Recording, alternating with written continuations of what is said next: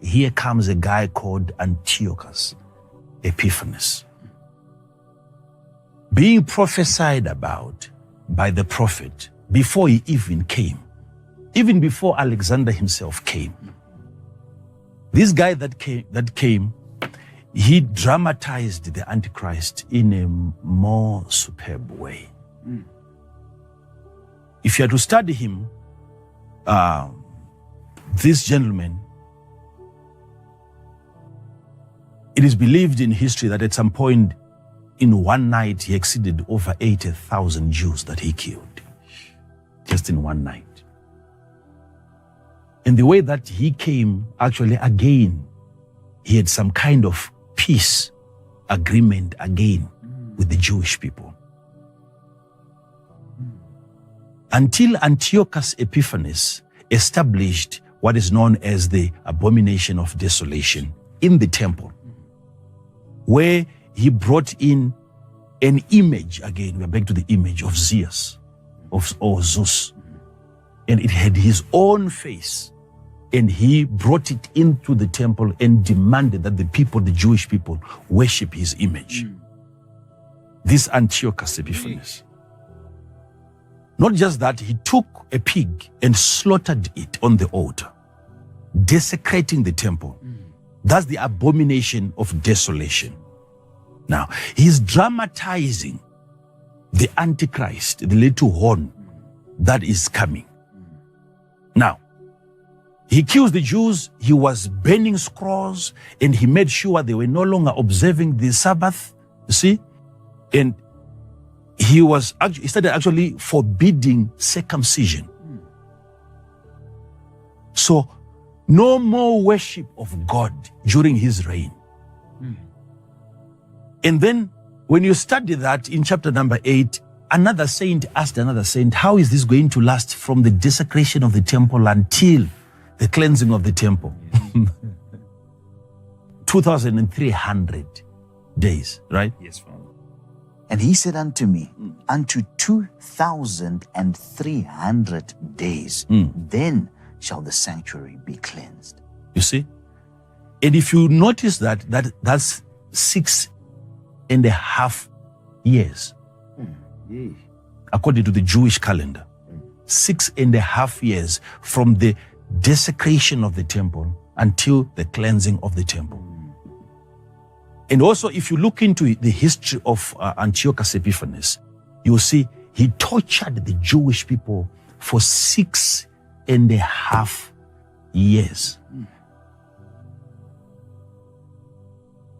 I just want people to follow this. He didn't fulfill the 7 years, but at least 6.5, he tortured them. He killed the Jews to a point where they actually believed that this was the Antichrist. Yet it wasn't him. How do I know it wasn't him?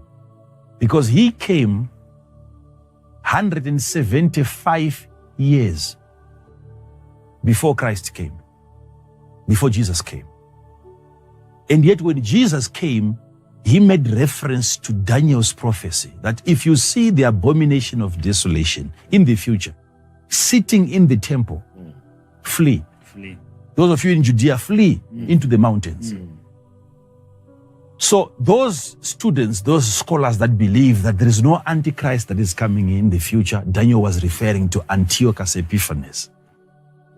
Then Jesus would have not made reference to a figure that has already come 175 years before him, and he tells you, if you see, then run. It means that was just a guy who was trying to fulfill, like I've told you, the devil has been trying to raise individuals so that he manifests before his time.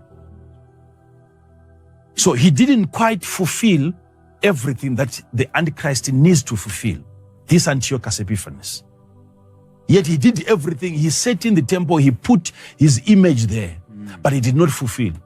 How do I know he didn't fulfill? Because when Jesus now comes, he tells you, expect a man who is coming, who is going to desolate the temple.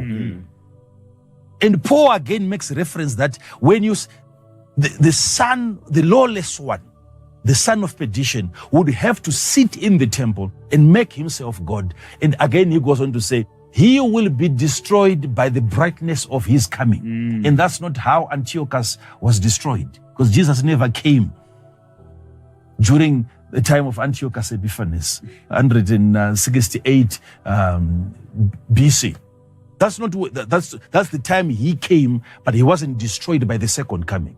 So it means there must be another figure that reigns until Jesus comes, and he's destroyed by the brightness of the coming of the Lord. Yes. So the one that we have, the Antiochus, that was just during his time, trying to give us an image of a man that is coming in the future. So the prophecy given by Daniel has a near fulfillment and a far fulfillment, an immediate fulfillment and a future fulfillment, where what you see being said by the prophet happens few years after. That's a near fulfillment. But then there's a later fulfillment of the same prophecy, where you have the same character like Antiochus Epiphanes now coming in the future. That little horn has to surface, come now in the future and take over this world. And he will do that accurately, without fail. But now I just given you a brief background of what is happening in chapter number 8. How the Grecian Empire came, took over, and Alexander did some good things also that we need to really thank him for. Remember, we have the Bible also, greater part of it actually written in Greek, which is a good language. That is why when preachers most of the times keep on referring to Greek word, it's not like they're trying to show you that they're educated. It's just that it's a language, it's a defined language. Once you see a word, they have a word for every single thing. You don't have one thing meaning 20 things. You see, so you stick to the meaning of the word. If it's a different thing, they will definitely use a different word. You see, that's why we have the agape and so on, different types of love. Yes. So you will know this is the love that he's talking about. They don't just say love like in English. You see, so it helped us a lot to understand the meaning, even of the context of the Bible. So he did quite a lot, and obviously we know he died, and then generals took over from him, and then from those generals we now see Antiochus Epiphanes coming up, dramatizing the Antichrist to come. But the question now, that's not his question, sorry about that. But the question is, he destroyed by peace.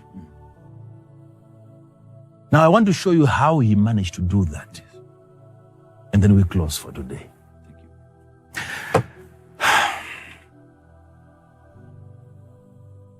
By peace, he destroyed many. They embraced him. They thought the Christ has come. Then they were destroyed. The Jews died. The same thing that the Antichrist is going to do. He will establish a peace agreement with the Jewish people. And in the middle of the week, he's going what? Break it. To break the peace agreement. And then they will revolt against him, and then he will start killing the Jews. It is at that time that he then says, I want to be sure who is on my side and who is not. Let's have the mark. Okay, read for me verse number 8 of chapter 8 and verse number 8. We want to see, because now I want to show you how he did it and he was successful, and how the Antichrist is also going to do it and he's going to be successful. Daniel chapter number 8, verse number 8.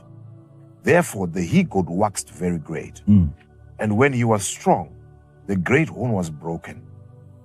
And for it came up 4 notable ones towards the 4 winds of heaven. And out of one of them came forth a little horn, which waxed exceeding great, towards the south, and toward the east, and toward the pleasant land. So he conquered all these regions, including Jerusalem. Yes. That's what Antiochus Epiphanes did. Yes? And it waxed great, even to the host of heaven. Even to the host of heaven. Yes. Okay? Even to the host of heaven. You see, because he touched on religious themes. He fought against even the religion of the Jewish people. Okay, he was against even God himself towards the host of heaven. And it cast down some of the host. Some of the hosts were actually cast down. I'm going to explain that. And of the stars to the ground. And of the stars to the ground. And stamped upon them. He stamped upon the stars. So by the stars there, don't confuse this with the fall of Lucifer, where he fell with some of the angels. Now this one, he made the stars to fall, and then he stamped on them. This cannot be in reference to the devil falling with other angels. Because even with the devil's case, he fell with them, he never stamped on them. But when where you have stars falling from heaven, and then this Antiochus stepping on them, this is in reference to, I've given you already chapter 15 of the book of Genesis. Yes. Abraham was brought outside when he was asking for children. And he was made to look up and he saw the stars. And God said, so shall be your children. Yes. So there are times when you hear of stars falling. These are the Jewish people. So he's just explaining to us how he destroyed some of the Jews. Okay, are we together so far? Yes. Okay, let's move on. Yea, he magnified himself, even to the prince of the host. And by him the daily sacrifice was taken away, and the place of his sanctuary was cast down. And an host was... So the daily sacrifice was taken away. That's when he stopped the daily sacrifice by the abomination of desolation. And he stopped the Jews from following God. Now they are worshiping an image. An image, like we see in Revelation chapter number 13, there's an image again of the beast. Okay? And an host was given him against the daily sacrifice by reason of transgression. Because they had sinned also. So an host was given to him. God gave him that permission. Go ahead. The same way that we're going to have the Antichrist also. An host is going to be given to him because of transgression. The same thing. And it cast down the truth to the ground. What did he do? He cast down the truth to the ground. And it practiced and prospered. I want you to take note of those three things. Casting down of the truth to the ground. Then he went on to practice. Then he prospered.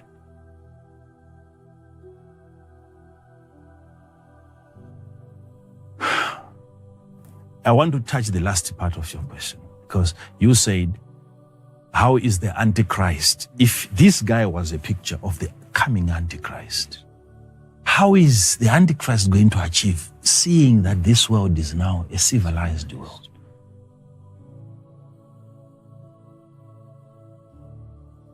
But if you are to look at Antiochus Epiphanes, he succeeded. He managed to deceive the people. How did he do that? The same modus operandi is going to be put in place. It's the same system, it's the same devil hiring individuals, and he gives them a layout plan. This is how you're going to do it. Notice. What he did for him to have victory over the Jewish people, he had to do this number one thing. Cast down the truth. I'm answering the part where you're saying, as of discerning peace, I've told you. Dealt with it. It has to be Jesus giving you peace. And the way he gives, without fear. That's how you know this is the God peace. Another way of knowing whether the peace is coming from God or what, there are individuals who are never representatives of peace. Individuals that even God himself would not use as symbols of peace. So if the world is going to guarantee you peace, whether it is the United Nations, you must look for individuals within those organizations who are representatives of peace. Are they not symbols of conflict and chaos and warfare? How do I discern if this peace is not a destructive peace. Look at the individual. Whoever opens his mouth and he says, we want you to have peace. Yeah. We don't want people to die. You have to look at that person. He's a symbol of what? Mm-hmm. Is that individual a symbol of peace? That's how you know. When somebody who doesn't care for the lives of people suddenly begins to care. Suddenly, when somebody who never cares for life, he comes to you and he tells you, my brother, we want you to remain alive. So you have to follow these procedures because we don't want you to die. Suddenly. The same guy who promotes abortion, let babies die. In their millions, children are dying in the United States of America right now, and the law allows that to happen. Suddenly, the same guy comes to save lives. He introduces a solution. We don't want you to die because of this disease. Is the individual a symbol of peace before you receive peace from him? Thank you, Father. So that's on the part of peace. You have to look at an individual. If people could not receive Jesus, who is the Prince of Peace, and they want to give you peace, what sort of peace is that?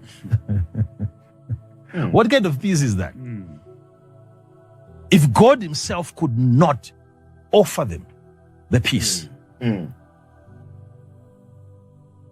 Now, as for the other part where you think the world is civilized, that's your tech, that's your look, that's your analysis, that's what you found out. But is that the truth? I don't think so. Because civilization comes in different forms. It depends on the way that you define it.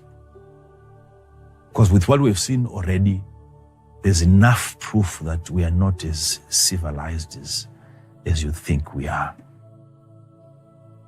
That's not the case. The devil has already tried our reasoning and we have been found wanting. We are not that smart. So what Antiochus did is exactly what the Antichrist is going to do, which is to first cast down the truth, then practice, then prosper.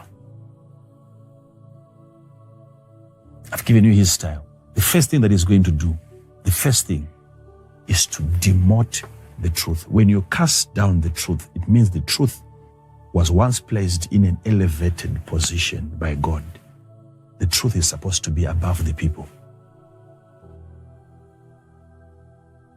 Okay? And when the truth is cast down,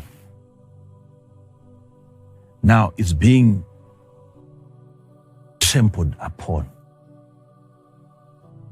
It means you no longer have reasoning happening at an elevated position. The brain is no longer up here. Reasoning has been taken down. The demotion of the truth.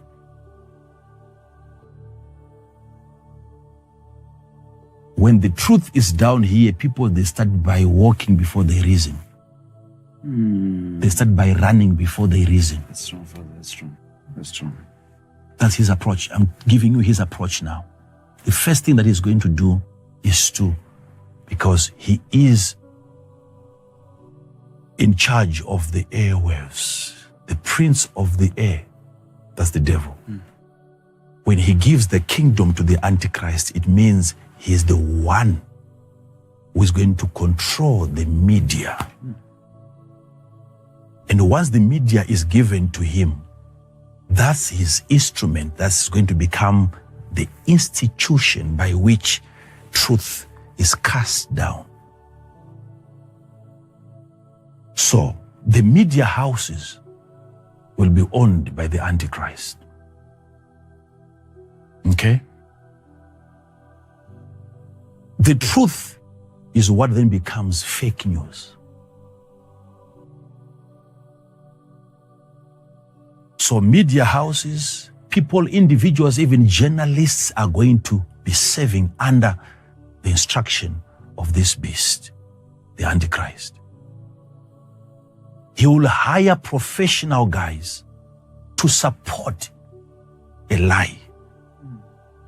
When the truth is cast down, notice, you are saying we are civilized. What he does first is to cast down the truth.